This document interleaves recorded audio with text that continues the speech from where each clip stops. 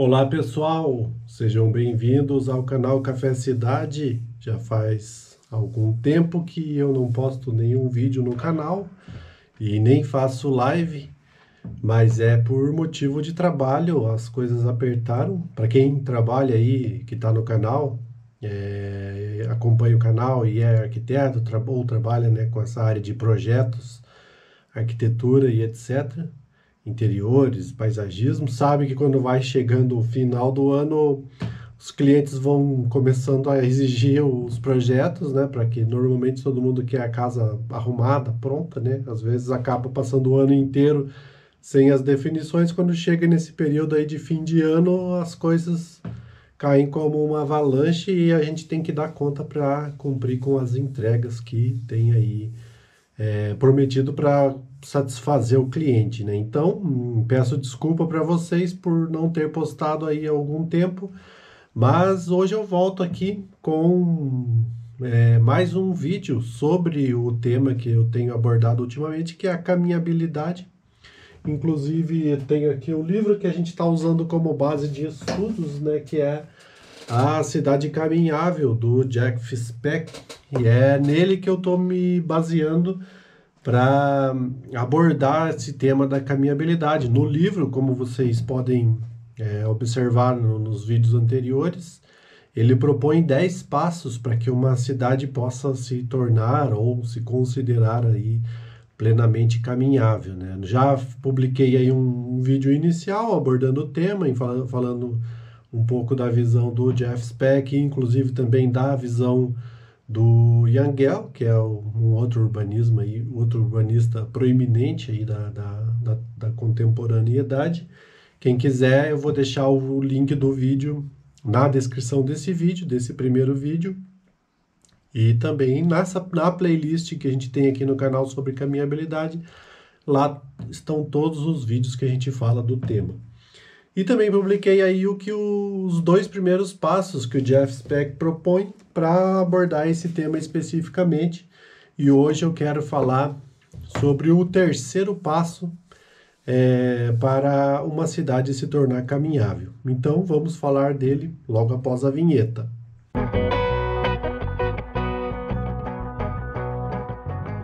Bom, pessoal, então o terceiro passo para uma cidade se tornar caminhável é o que o Jeff Speck chama de o papel do estacionamento na caminhabilidade urbana. Ele discorre então aí sobre esse tema e aborda aí vários tópicos do que o estacionamento, né? Qual é a relação do estacionamento com uma caminhabilidade, uma condição da cidade de ser caminhável, de você fazer tudo a pé. Qual é a relação entre essas duas entidades, né? Estacionamento e caminhabilidade. E ele começa abordando a relação do estacionamento com a cidade. E ele, inclusive, cita estudos de um urbanista ou de um estudioso, né, do tema de estacionamento, chamado Donald Shoup, que é considerado, inclusive, a Jane Jacobs do estacionamento. O próprio Jeff Speck cita isso. E ele fala que ele foi a primeira pessoa a pensar em como o estacionamento verdadeiramente funciona em uma cidade. E uma das constatações do Jeff Speck, lendo, né, esse autor, é de que o estacionamento é o equipamento público que mais ocupa a área numa cidade. E depois, então, de fazer essa constatação da relação do estacionamento com a área, né, com a ocupação territorial de um centro urbano, de uma cidade, ele parte para uma análise financeira, né, de qual é o impacto disso numa economia urbana, uma vez que esse equipamento está ocupando ali uma área que poderia ser considerada uma área produtiva. E nos estudos, o Jeff Speck procura abordar ali a relação, né, dessa vaga, de uma vaga de estacionamento com os preços, naturalmente, do dólar americano, que é a região, o recorte de estudo dele. E ele identifica que uma vaga numa área urbana mais barata custa em torno aí de $4.000 para ser construída. Ele coloca essa vaga aí numa dimensão aproximada de 2,5 por 5,5. Esse valor, quando essa vaga é construída, por exemplo, em um shopping ou num subsolo de algum empreendimento corporativo, por exemplo, ele pode chegar a custar US$ 60.000. E para fazer um meio termo, né, uma ponderação entre esse maior custo, que seria uma vaga num shopping, né, mais requintado, luxuoso, ou num um edifício corporativo, e a vaga comum feito na rua, na área pública, né, essas duas dimensões, digamos assim, né, de 4.000 para US$ 60.000, ele coloca uma vaga que seja feita num estabelecimento comercial térreo, e essa vaga também ali criada no nível do térreo e descoberta, ela fica custando em torno de US$ 20.000 a US$ 30.000 para ser construída. E ele salienta que esse ainda é o custo da construção e não o custo da manutenção da vaga, para que fique bem claro. E daí ele começa então a abordar esse custo da manutenção, né? Que uma coisa é você construir, a vaga vai ficar lá, e depois ela vai gerar um custo aí anual para que ela seja mantida, né? Em condições de uso. E daí ele faz essa análise, e para essas vagas que são em shoppings, ela pode custar aí aproximadamente US$ 125 por mês para ser mantida.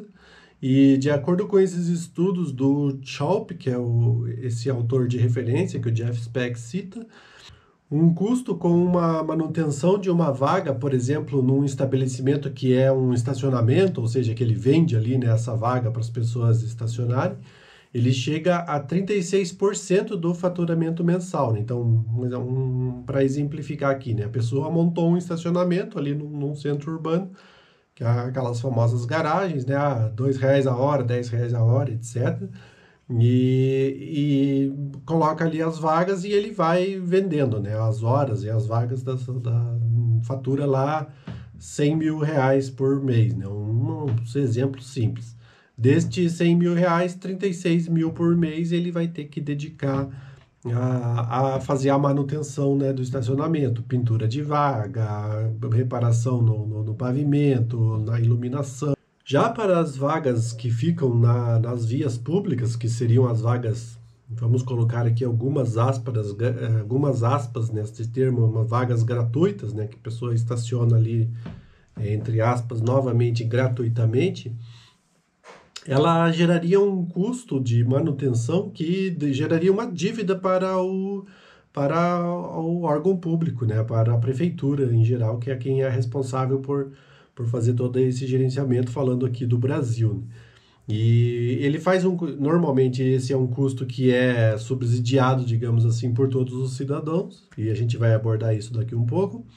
E o Schwalp, ele faz um estudo de que se fosse arrendar, se a prefeitura fosse arrendar, ele precisaria juntar o dinheiro de 6 vagas alugadas para poder custear a manutenção de uma, né? Então, ainda com um certo arrendamento ali, com a cobrança pela vaga, ou no caso tem prefeituras que já fazem isso, né, nos centros consolidados, que aqui na cidade que eu moro, que é Curitiba, tem o Star, e eles alugam, né, esse espaço ali do Star, né, você compra lá o bilhetinho, existem, né, outros, no São Paulo tem um nome para isso, BH também tem, porque eu já vi, enfim, várias cidades, grandes cidades sempre adotam isso, né? E esse custo ali desse arrendamento por hora, ele precisaria alugar 6 vagas, 6 posições para poder cobrir o custo da manutenção de uma, ou seja, a prefeitura ou o órgão público sempre vai precisar subsidiar, tirar dinheiro do bolso para fazer a manutenção da vaga, de acordo com esses estudos do Schwalp. Vale lembrar que as vagas nem sempre ficam 100% do tempo alugadas, né? Elas têm ali um horário de pico, normalmente, que é o período que elas ficam alugadas, e depois elas ficam vazias, né? E vaga vazia não vai gerar receita, tanto para a via pública quanto para as edificações comerciais, né? De estacionamentos, chamados parkings. O outro ponto abordado ali pelo Jeff Speck, e ele inclusive cita isso novamente, que é a famosa demanda induzida. Quem assistiu os vídeos anteriores, que a gente falava sobre o carro, o Jeff Speck fala lá que que existe uma demanda induzida. O que quer dizer? Enquanto mais vias e mais os engenheiros de tráfego projetam vias, alargamento de vias e opções de vias para o motorista ali utilizar para se deslocar, mais carros terão na cidade. Então, quanto mais reduzida, ou seja, quão reduzido for as opções de vias disponíveis para o automóvel, será reduzido também o número de veículos. E isso ele prova lá naquele estudo dele, lá naquele passo sobre os automóveis, e ele torna a repetir isso aqui na questão dos estacionamentos, né? Quanto mais vaga disponível terá para o motorista dispor, né, gratuitamente, ou um preço mais barato, ou mesmo parkings distribuídos pela cidade, né, quer seja pago ou não, mais haverá carro nas ruas e mais demanda por vagas de estacionamento haverá. Então, ele chama isso da demanda induzida, né? Você distribui uma quantidade de vagas, isso vai atrair um grande número de carros, sempre maior do que o número de vagas que você está ali oferecendo, e isso vai gerar uma demanda por mais vagas e vai entrar aí num ciclo que nunca terá fim, né? Então, as prefeituras, os órgãos públicos sempre vão estar tentando criar vagas, criar vagas, criar vagas de estacionamento e nunca vão atender a toda essa demanda, porque a demanda vai sempre se incrementar, né? Se retroalimentar. Então, a solução para isso é reduzir o número de vagas e reduzir, e depois ele vai fazer outras propostas que a gente também vai ver daqui a um tempo, que é a cobrança pela permanência nessas vagas, né, para que possa subsidiar o custo dessas vagas, para que eles não caiam aí na conta de quem não as utiliza, que a gente vai ver mais para frente. Outro ponto que o Jeff Speck aponta é a questão do dimensionamento da quantidade de vaga nas leis de zoneamento. E ele fala isso já também um pouco nos passos anteriores, e passos futuros a gente vai abordar isso também, que as leis de zoneamento, às vezes, elas ou acabam replicando outras leis que já existem e acreditando que isso vai servir para aquela cidade especificamente, né? O que quer dizer que o plano diretor, no caso nacional Brasil aqui, em alguns casos não é feito em cima daquela cidade, há quase um Ctrl+C, Ctrl+V. No passado, né, quando surgiu essa questão dos planos diretores, isso era muito feito. Hoje em dia ainda os estudos já estão muito mais aprofundados, né? Mas a gente observa resquícios de que certas leis, a impressão que dá é que foram copiadas de uma cidade para tentar ser implantadas noutra, não considerando as características geográficas, sociais, demográficas, enfim, né, daquela cidade. E com relação às vagas de estacionamento e aos usos especificamente, isso ocorre. O Jeff Speck critica isso na questão dos usos residenciais, onde ele fala que lá no caso dele, né, nos Estados Unidos, as prefeituras, e aqui também isso acontece, não dão a possibilidade do cliente, de um proprietário que adquire um lote urbano lá, mesmo que seja numa área chamada zona residencial, né, que isso já seria criticável, mas assunto para um outro vídeo.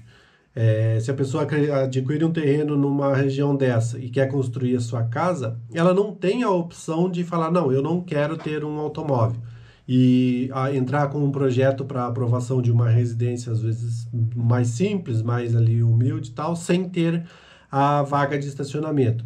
Então a prefeitura vai exigir, não, está faltando aqui, de acordo com a lei de zoneamento, é necessário ter no mínimo uma vaga de automóvel em cada unidade habitacional. Ou seja, ela já automaticamente impõe à pessoa, por mais que a pessoa seja idosa ou às vezes é deficiente, não pode dirigir, nunca vai ter um carro, ela é obrigada a dispor de dinheiro para, quando construir a sua casa, construir pelo menos lá uma vaga de estacionamento, mesmo que nunca vá ter um carro na garagem. Isso é uma crítica que ele faz. Ele diz que isso poderia ser mais flexibilizado, de ter ou não o carro, né, no caso. E a pessoa, quando fosse construir a casa, é que deveria optar, né, em ter ou não, ou mesmo, né, quando um empreendedor quer construir diversos estúdios e não ter a opção de uma vaga por estúdio, ou por uma casa pequena, que seja uma unidade habitacional pequena, se a pessoa tem o interesse em comprar, sabendo, ciente ali de que não vai ter uma vaga de automóvel, isso vai baratear o custo da aquisição da casa, né, do imóvel, da casa própria, e fazendo a economia girar, enfim. Sempre com a ressalva, né, de que para que isso aconteça, a cidade deve dispor aí de um serviço de transporte coletivo razoável, né? Quando eu digo razoável, é confortável, com um ar-condicionado, com uma periodicidade ali de disposição de linhas, né? Preferencialmente, quando a gente fala aí de cidades, eu já digo até de média para grande porte, com linhas de metrô, VLT, vários modais que possam fazer com que a pessoa se desloque e chegue ali nas regiões de serviço, trabalho, comércio, educação e lazer, né, nos diversos usos da cidade de uma maneira rápida, né, sem perder meio-dia para chegar, mais meio-dia para voltar para casa. Então isso tudo é algo que fica entrelaçado. E também ele vai além, que é para com relação aos usos comerciais, né? Normalmente as leis de zoneamento, elas impõem, deve ter um supermercado, você precisa ter lá, um exemplo que eu estou dando aqui aleatório, uma vaga a cada 10 metros quadrados construído. Então, às vezes lá um supermercado precisa de 100 vagas lá para ele poder ser construído e começar a ter o alvará de funcionamento para começar a funcionar, né? Às vezes não precisa nem ser um supermercado, mas um mercado que vai atender um bairro, né, vicinal ali, uma certa vizinhança. Quando ele tem essa exigência, ou às vezes trava o empreendedor em criar, porque o espaço que ele tem disponível, que ele pretende ali lançar, não dispõe de todas essas vagas, ou às vezes dispondo dessas vagas, tendo a possibilidade dele fazer uma edificação, né, no caso o mercado elevado, e utilizar o térreo, ou mesmo fazer um subsolo lá para as vagas, isso vai encarecer a construção do empreendimento, né?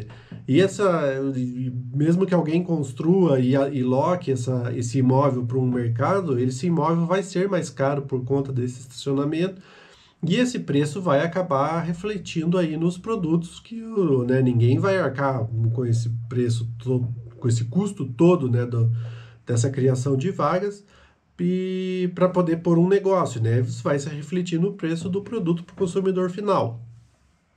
Sendo que, em muitos dos casos, inclusive eu pretendo futuramente fazer aí alguns estudos em loco mesmo, de análise de ocupação de estacionamento em mercados, né?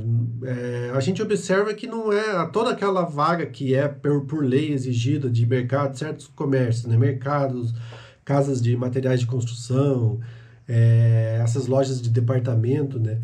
Em raros momentos, assim, fim de ano, ou no máximo ali, começo e início do mês, né? As épocas de pagamento, que as pessoas recebem o seu salário, que tem uma ocupação aí de acima de 80%, digamos assim. Aí eles passam os outros 30 dias do mês, ou às vezes até dos 11 meses do ano, com uma ocupação desse estacionamento com 50% das vagas, 40% das vagas.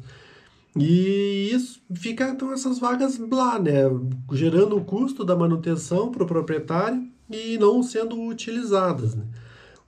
A proposta do Jeff Speck é de que isso não seja feito a forceps, digamos assim, né? Que seja exigido, mas que ele possa ser compartilhado essas vagas. Um exemplo, você tem uma quadra comercial lá com algumas comércios, né, que tenham citando esses exemplos que eu falei mesmo, a loja de departamento, um material de construção, um mercado, um açougue, uma panificadora, e se não, por exemplo, lá a loja de departamento de loja de departamentos tem um número bom de vagas, já que já se observa, né, aí para isso deveria ser feito instrumentos, enfim, né, o Jeff Speck se aprofunda em alguma medida, né, nesse detalhamento da proposta, mas não como uma solução final, né, apenas jogando ideias aí. que possa ser compartilhado, ou ele alugue, né, determinadas vagas. Ó, eu criei aqui, um exemplo, 100 vagas e eu tenho aqui uma planilha mensal que me mostra que eu tenho uma ocupação média de 60% dessas vagas em X meses do ano. E então, né, durante esses X meses eu posso alugar 40 vagas ou 30 vagas, digamos assim, né, ficando aí com 10 vagas de reserva para alguma eventualidade. E ele pode alugar para padaria ou para o açougue, para um empreendimento que menor, que às vezes não dispõe de todo o recurso para construir um estacionamento para o seu comércio, mas que ele possa fazer essas parcerias, né? Da mesma coisa com o mercado e etc. Ou ainda, né, uma outra proposta que ele faz é de que um empreendedor, observando essa quadra, toda essa necessidade, ele pode, ele mesmo, comprar um terreno, construir ali um edifício de estacionamento e fazer essa alocação. Daí, às vezes, tem um mercado ali que ele pode ficar no alinhamento, já com o público com contato direto, e alugar a vaga nesse estabelecimento, na quadra próxima, que é de uma outra empresa, né? Essa empresa ela tem o estacionamento e aluga as vagas para essas empresas que têm na quadra necessidade. Então, isso tudo deveria ter o amparo legal para que isso funcionasse, né? Reduzindo esse acúmulo de vagas, né? Vamos supor que numa quadra aí a gente tenha 3, 4 empreendimentos desses de médio, grande porte, a nível de mercado, de materiais de construção, lojas de departamento, etc. E a totalidade desses estacionamentos unidos aí chega aí a uma média de 60%, 50%, que é a realidade, né, digamos assim, do que a gente observa hoje, ao longo de todo o mês, podendo até decair de acordo com a semana. Então você tem aí um espaço urbano com vagas de estacionamento edificado que não está sendo utilizado durante todo o mês, metade desse espaço urbano, né? Então, se isso for concentrado num edifício de estacionamento e de maneira que a pessoa possa alugar para essas outras empresas, né? O espaço público, o espaço urbano pode ser ocupado com novos edifícios, com novos comércios, com habitação, e as pessoas alugarem, né, ali as vagas, inclusive as vagas habitacionais, pode alugar uma vaga mensal, etc., gerando mais emprego, fazendo a economia girar, etc., e otimizando, né, o espaço público. Uma outra solução, de acordo com o Schopp, citado pelo Jeff Speck, é de que o próprio poder público possa organizar esses bolsões, né, de estacionamento. Em alguns casos, em algumas cidades, já tem esses bolsões ali criados, né, normalmente próximos a parque, que são equipamentos públicos. Então tem esses bolsões, só que são bolsões gratuitos, né, entre aspas, novamente. E aqui segue a crítica do Jeff Speck. Porque tudo isso que a gente chama de gratuito não existe, né? Na realidade, tudo é custeado. Não tem como você construir uma vaga, manter uma vaga, a pavimentação dela, manter ela limpa, né? Com pessoas que possam lá promover a limpeza, a sinalização, tudo gratuitamente. Ninguém faz isso pro bono, né? Sempre é necessário um trabalho ali desprendido e pago para que seja realizado, e é pago pela municipalidade, né? ou pelo poder público responsável por aquela vaga. Então sai do dinheiro do próprio contribuinte, né? Para manter não só a vaga, como o sistema viário, as calçadas e etc. E a crítica do Jeff Speck aqui é novamente a imposição do custo a quem não a utiliza, né? Porque muitas pessoas não são motoristas, né? Não têm carro, e eles têm que custear essa vaga de estacionamento para um motorista, para um carro, para alguém que tem o automóvel e a utiliza ali gratuitamente, entre aspas, né? Porque também ele paga, mas também aquele que não tem paga pela essa manutenção e essa construção. Então a proposta deles é de criar, nesses bolsões de vagas de estacionamento, que são feitas em parques, mas que eles pudessem ser feitos ali pela municipalidade, e próximos a áreas comerciais, e daí não faz a exigência do empreendedor lá, do dono do comércio, para que ele tenha as vagas no comércio lá exigidas, mínimas, mas que ele possa, mas que as pessoas, os clientes dele possam utilizar esse estacionamento, que seria um estacionamento, digamos assim, público, mas que esse estacionamento tenha ali um parquímetro, que daí ou ele é custeado pelo cliente e daí não gera um impacto no empreendedor, que por sua vez não vai repassar no preço, né, do seu produto, ou então que o cliente possa fazer como mais ou menos hoje é feito em shoppings, em que você tem ali o cartão do estacionamento e valida na loja do shopping, né, para comprovar que você fez a compra e etc. E daí você não tem o custo do deixar no estacionamento, né? E aí, no caso, esse custo seria repassado para o empreendedor, que naturalmente vai colocar esse custo também no valor do produto. Que também daí é uma forma de colocar o custo do estacionamento em quem não tem o automóvel. Enfim, mas é uma solução, ou seja, daí com a iniciativa a partir do poder público de criar esses parques e colocar ali os parquímetros para que as pessoas, ao utilizarem essas vagas que poderiam estar mais concentradas, ou em parques no nível térreo, em parkings, né, no nível térreo, ou mesmo em edifícios de estacionamento público, mas aí com o custo para pagar por a utilização dessas vagas, esse custo mesmo já seria deslocado para a manutenção de vagas. Inclusive, ele cita dois casos em cidades americanas lá, de uma que não optou por isso, ela no início era economicamente mais próspera, eram cidades vizinhas, e a outra que optou por essa implantação e aliado, né, a uma série de outras normas de reestruturação, de melhorar a caminhabilidade na cidade, etc. E o sucesso dessa que implementou essas medidas, ele coloca ali que foi exponencial de tal forma que o fluxo de pessoas era sempre inicialmente observado dessa cidade que era menos ativa, digamos assim, a partindo dela para outra que era mais ativa, com uma economia mais pujante e etc. Após essas medidas implantadas de disponibilização de vagas com parquímetro, de melhoria de caminhabilidade, o fluxo se inverteu, né, dessa cidade que permaneceu ali como está, como é uma cidade normal hoje em dia, digamos assim, para essa outra cidade, porque ela tinha mais vagas a ofertar, uma caminhabilidade melhor. Então as pessoas optavam por ter essa certa organização e ter essa facilidade, né, de caminhar entre o comércio, entre as avenidas, porque observando isso, a gente enxerga que os espaços públicos são mais aproveitados, então tem uma variedade maior de comércio, né, de lojas para as pessoas ali disporem, né, escolher o preço, escolher os estilos, enfim. Fica algo mais agitado, digamos assim, né, e atrai melhor as pessoas do que cidades praiadas com vastos estacionamentos, onde a pessoa já tem que se deslocar. Isso vai dando já uma canseira mental nas pessoas. E é o que esses autores falam aí neste estudo. Bem, pessoal, por fim, o Jeff Speck relata que um estacionamento bem gerido, não que ele vá resolver todos os problemas da caminhabilidade urbana, mas ele dá um passo bem importante para a cidade se tornar caminhável.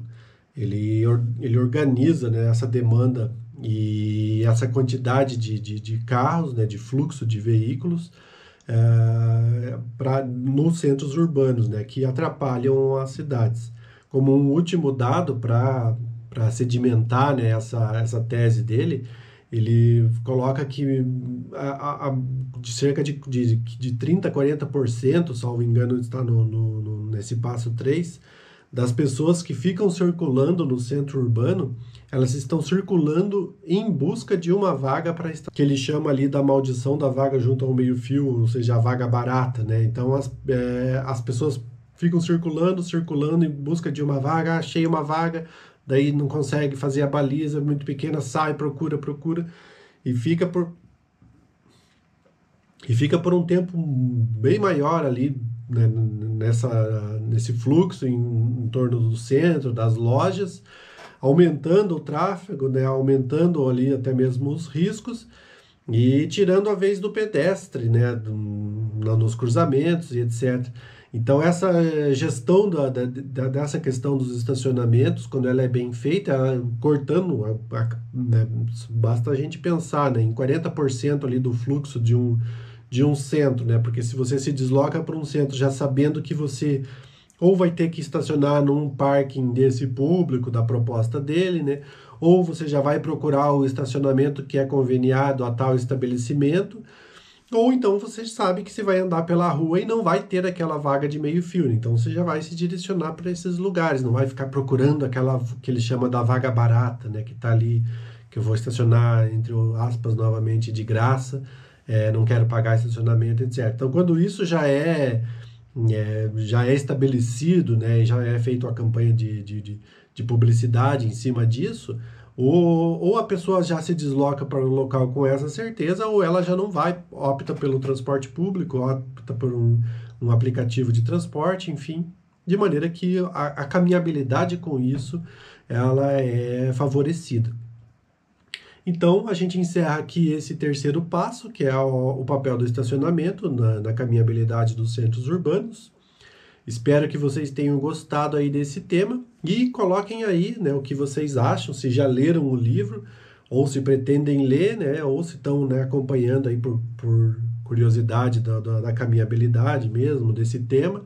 E é um tema super importante, porque quando a gente começa ali a analisar ele, a gente e pensa nas cidades que a gente já passou e considera cidades agradáveis, são aquelas cidades que têm uma caminhabilidade fluida ali e agradável para o cliente, para o cidadão, né, que seria o cliente urbano. É uma caminhabilidade agradável que atende aqueles 4 passos que eu coloquei lá no primeiro vídeo. Então, reforço de novo para quem não assistiu, que assista. E também diga se você concorda com aqueles 4 pontos elencados lá para uma caminhabilidade agradável. Então é isso, pessoal. Eu agradeço vocês por assistirem mais esse vídeo do canal.